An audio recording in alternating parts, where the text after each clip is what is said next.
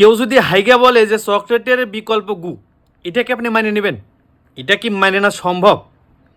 বাংলাদেশে একটা app release হয়েছে, ফিডার। তারা দাবি করতেছে যে ফেসবুকের বিকল্প ফিডার। অ্যাপটা তারা এখনও পুরোপুরি রিলিজই করতে পারেনি, আসার পরে ফেসবুককে টক্কর দিতে আসে।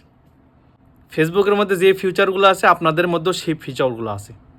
এটা এখনও সব ডিভাইসে অ্যাভেলেবল হয়নি, শুধুমাত্র অ্যান্ড্রয়েডে।